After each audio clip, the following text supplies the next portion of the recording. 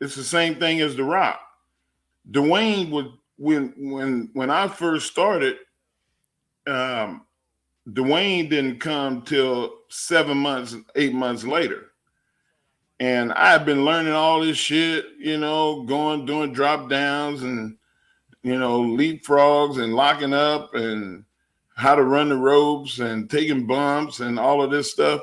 This motherfucker haven't wrestled ever in his life. He came the first day and could do everything.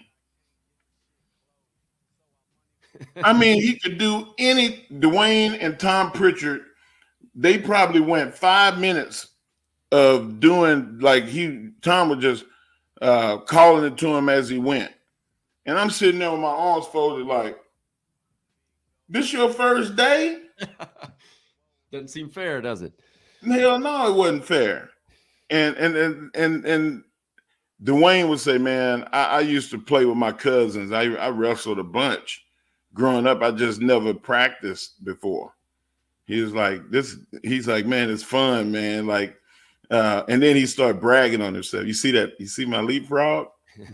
That's the way my dad used to leapfrog. Well, I gotta say, he copied everything he saw. Of having Rocky as his dad, Dwayne was so full of shit because he got the full of shit genes. It's awesome.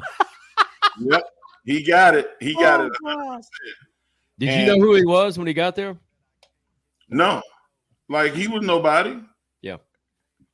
Dwayne played Canadian football. Right. He was a good football player in college, but he wasn't a historically great football player in college. I just meant more like if you knew Rocky Johnson and knew it was Rocky. No, I knew who Rocky Johnson was, but I didn't know that was his dad. Oh, okay. All right. I guess that's what I meant. Yeah. When he came, he didn't talk about it. He didn't talk about it. Oh, really? No. Where was this at? Was this in the warehouse or whatever they talk about? That was at the warehouse in Connecticut. Oh, wow. And who else was there? Nobody. Nobody? Nobody. It was me and him. Holy shit, that's awesome.